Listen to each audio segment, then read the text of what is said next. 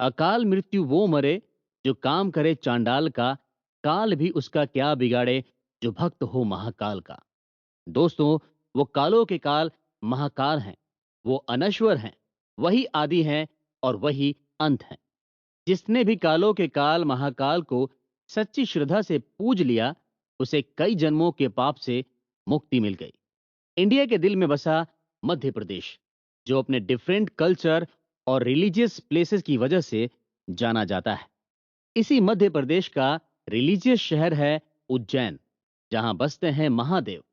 उज्जैन भारत के 7 एंशिएंट शहरों में से एक है, जिसे उज्जैनी और अवंती के नाम से जाना जाता था। उज्जैन की हिस्ट्री 4500 साल पुरानी है और तभी से यहाँ पर भगवान महाकाल का मंदिर भी है। लेकिन कई बार इस मंदिर को नुकसान पहुंचाया गया और कई बार इसका रिनोवेशन भी हुआ। साल 1235 में इल्तुतमिश ने एंशियंट टेम्पल को पूरी तरह डिस्ट्रॉय कर दिया था।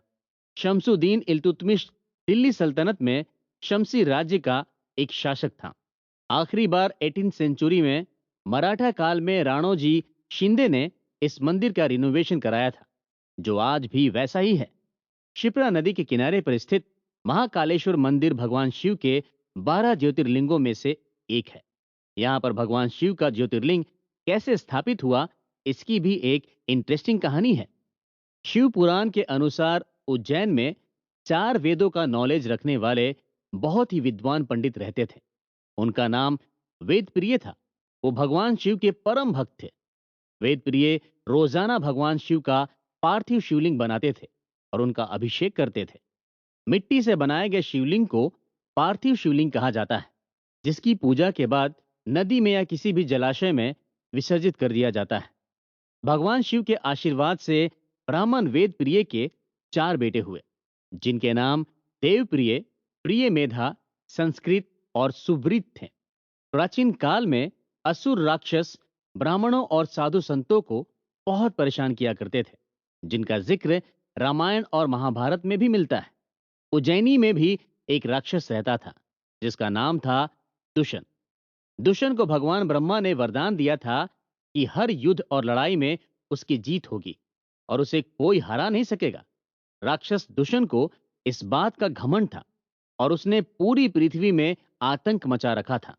उसने एक दिन अपनी सेना लेकर उज्जैनी पर भी हमला कर दिया और ब्राह्मणों और साधु संतों पर अत्याचार करने लगा।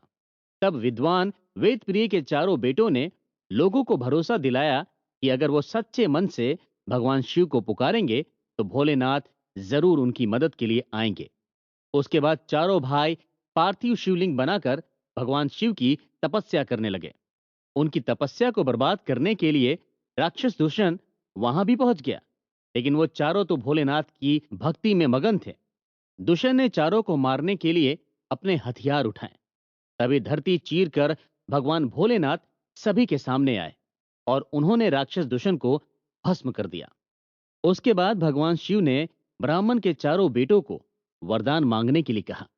तब उन्होंने कहा कि आप लोगों की रक्षा के लिए यहीं पर ठहर जाइए, और बाबा महाकाल वहीं पर शिवलिंग के रूप में स्थापित हो गए। जिसके बाद से ही यहाँ पर भगवान शिव महाकालेश्वर के रूप में स्थापित हुए। 12 ज्योतिर्लिंगों में महाकालेश्वर ही इकलौता ऐसा ज्योतिर्लिंग है जो दक्षिण मुखी है। तांत्रिक परंपरा में दक्षिण मुखी शिवलिंग की पूजा का महत्व बहुत है। इस वजह से 12 ज्योतिर्लिंगों में सिर्फ यहीं पर तांत्रिक पूजा होती है। यहाँ पर भगवान शिव का रोजाना भस्म से श्रृंगार किया जाता है, और ये भस्म कोई हवन या यज्ञ की भस्म नहीं होती, बल्कि चिता की भस्म होती है। और वही भस्म रोजाना सुबह 4 बजे भगवान महाकाल को चढ़ाई जाती है। इसके बाद शिवलिंग का श्रृंगार किया जाता है। श्रृंगार के बाद आरती होती है, जिसे भस्मारती कहा जाता है। उज्जैन में बाबा महाकाल की भस्म आरती में शामिल होने के लिए कुछ नियम होते हैं, जो यहाँ आने वाले हर भक्त को मानने पड़ते हैं। भस्म आरती में शामिल होने के लिए पुरुष सिर्फ धोती पहनते हैं और औरतों के लिए साड़ी पहनना जरूरी होता है।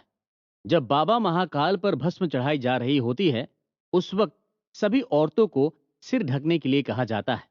इसका मतलब यह है कि भगवान शिव को भस्म चढ़ाते हुए औरत नहीं देख सकती है। जब भस्म चढ़ जाती है और भगवान का श्रृंगार हो जाता है, तब औरतें सिर से पल्लू हटाती हैं और भस्म आरती में शामिल होती हैं। भगवान भोलेनाथ को भांग बहुत पसंद होती है, इसलिए रोजाना शाम को उनका भांग से श्रृंगार किया जाता है। दोस्तों, ऐसा कहा जाता है, जो भी भक्त यहाँ पर सच्ची श्रद्धा से आता है, भगवान शिव को जल चढ़ाता है, भोलेनाथ उनकी सारी मनोकामनाएं पूरी करते हैं। महाकालेश्वर मंदिर का प्रीमाइसेस बहुत बड़ा है। यहाँ पर मेन मंदिर के अलावा और भी कई देवी देवताओं के मंदिर हैं। महाकालेश्वर मंदिर 3 फ्लोर में बना है, जिसमें सबसे नीचे भगवान महाकालेश्वर खुद बैठे हैं। पहले फ्लोर पर भगवान ओमकारेश्वर मंदिर है और दूसरे फ्लोर पर नागचंद्रेश्वर मंदिर है। नागचंद्रेश्वर मंदिर की खासियत यह है कि यह मंदिर साल में सिर्फ एक ही बार खुलता है। इसे सिर्फ नाग पंचमी के मौके पर खोला जाता है। हर 12 साल में एक बार उज्जैन में कुंभ का फेमस मेला भी लगता है, जिसमें देश और विदेश से लाखों संत और साधु पहुंचते हैं, जो 1 महीने तक चलने वाले कुंभ मेले के दौरान उज्जैन में ही रहते हैं। इस दौरान लाखों भक्त कुंभ मेले में पहुंचते हैं और शिप्रा नदी में आस्था की डुबकी लगाते हैं। महाशिवरात्रि का दिन भगवान शिव के भक्तों के लिए बहुत खास होता है, क्योंकि इसी दिन भगवान शिव की मां पार्वती के साथ शादी हुई थी। उज्जैन में महाशिवरात्रि की धूम 9 दिन पहले शुरू हो जाती है, जिसे शिव नवरात्र कहा जाता है। 9 दिनों तक भगवान शिव का अलग अलग तरह से श्रृंगार किया जाता है। शिवरात्रि के दिन बाबा महाकाल की बारात निकाली जाती है। कहा जाता है कि शिवरात्रि के दिन पूरे उज्जैन में किसी के घर चूल्हा नहीं जलता है, क्योंकि इस दिन सभी का खाना मंदिर में ही बनता है। मध्य प्रदेश में भगवान शिव के एक नहीं बल्कि दो दो ज्योतिर्लिंग हैं। तो चलिए चलते हैं अगले ज्योतिर्लिंग के सफर पर, जो है ओमकारेश्वर ज्योतिर्लिंग।